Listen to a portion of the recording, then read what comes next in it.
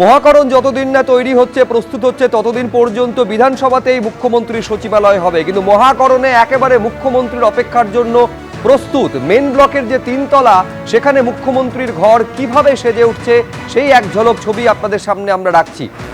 রুমা পাল আমাদের প্রতিনিধি আরো বিস্তারিত এই নিয়ে বলবেন। রুমা, একটু বিশদে তোমার থেকে জানতে চাইবো কিভাবে সেজে উঠছে মেন ব্লকের 3 তলা, যেখানে রয়েছে মুখ্যমন্ত্রীর ঘর। দেখো, জানি রাখি সকাল থেকে কিন্তু মহাকরণ তার নতুন মুখ্যমন্ত্রীর অপেক্ষায় রয়েছে এবং সকাল থেকে কিন্তু সাজে সাজে রব সমস্ত প্রস্তুতি একদম সেরে ফেলা হয়েছে। এবং মেন ব্লকের যে সেকেন্ড ফ্লোর, সেখানে কিন্তু যদিও আন্ডার রেনোভেশন অনেকগুলো জায়গায় রয়েছে, কিন্তু যেই জায়গাটায় মুখ্যমন্ত্রীর ঘর হবে এবং অন্যান্য যারা মন্ত্রীদের ঘর হবে, সেই জায়গাগুলো, সেই ঘর কিন্তু একেবারে তৈরি রয়েছে। এবং অবশ্যই সেই ঘরের আমরা দেখা যাচ্ছে যে একেবারে একটু বাঙালিয়ানার ছোঁয়া রয়েছে।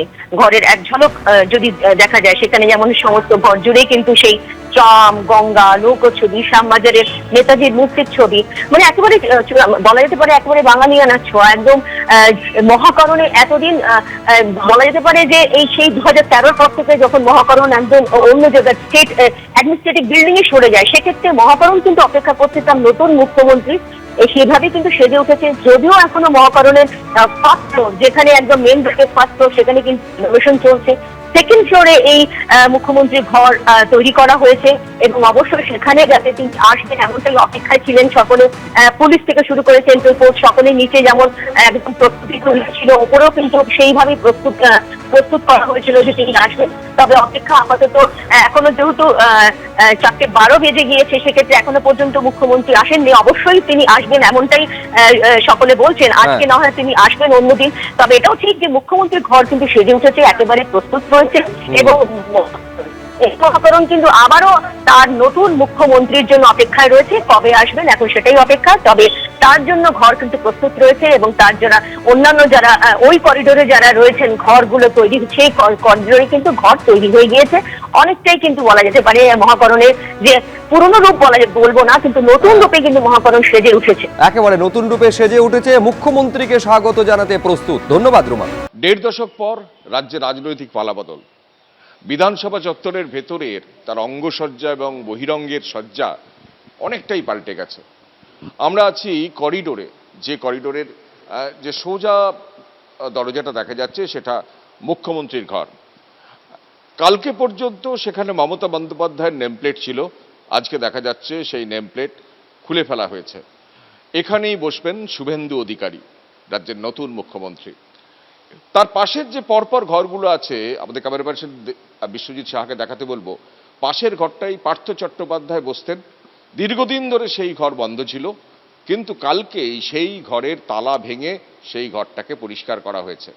তারপরে মলয় ঘটক বসতেন, তারপর শোভনদেব চট্টোপাধ্যায়, তারপর চন্দ্রিমা ভট্টাচার্য, এবং এই যে একদম আমার হাতের সামনের যে ঘরটা, সেটায় বসতেন ফিরহাদ হাকিম। সমস্ত ঘরের যে বাইরে যে নেমপ্লেট ছিল, সেই নেমপ্লেট একটার পর একটা সেই নেমপ্লেট সরিয়ে ফেলা হয়েছে, খুলে ফেলা হয়েছে, গোটা জায়গাটাকে পরিষ্কার করা হয়েছে।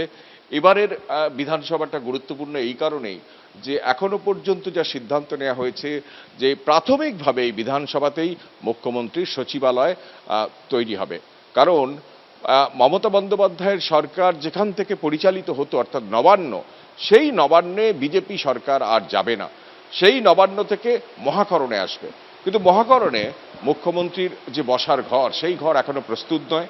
যে জায়গা থেকে একটা সময় বুদ্ধদেব ভট্টাচার্য এবং প্রাথমিকভাবে কিছুদিন মমতা বন্দ্যোপাধ্যায় রাজ্যপাট সামলেছিলেন, সেইখান থেকেই রাজ্যপাট আবার নতুন করে শুরু হবে। কিন্তু সেই মহাকরণ যতদিন না প্রস্তুত হচ্ছে, ততদিন পর্যন্ত এই বিধানসভার বাইরে যে প্ল্যাটিনাম জুবিলি কক্ষ আছে, সেই কক্ষ থেকেই মুখ্যমন্ত্রী সচিবালয়ে কাজ করবে, এমনটাই সূত্র মারফত জানা যাচ্ছে। এই নেমপ্লেটগুলো এইভাবেই খুলে ফেলা হয়েছে। এই যে গ্রাউন্ড ফ্লোর এবং ওপরের তলা ফার্স্ট ফ্লোর, সব জায়গায় কিন্তু মন্ত্রীদের বসার ঘরের এইভাবেই পরিবর্তন হয়েছে। এবং আমরা বিধানসভার একদম লবিতে আছি, যে লবিতে একটা সময় অধিবেশন চলাকালীন গমগম করত, যে ঘর আমরা দেখতে পাচ্ছি, ওখানে মুখ্যমন্ত্রী বসতেন এবং পাশে একাধিক তার ঘনিষ্ঠ মন্ত্রীরা বসতেন, সেই জায়গা পুরোপুরি এইভাবেই বন্ধ করে রাখা হয়েছে, নেমপ্লেট সরিয়ে ফেলা হয়েছে। সব মিলিয়ে অন্যান্য জায়গার মতো বিধানসভার চেহারাটাও পুরোপুরি পাল্টে গেছে। ক্যামেরায় বিশ্বজিৎ সাহার সঙ্গে কৃষ্ণেন্দু অধিকারী, এবিপি আনন্দ, কলকাতা। এবিপি আনন্দ, এগিয়ে থাকে, এগিয়ে রাখে।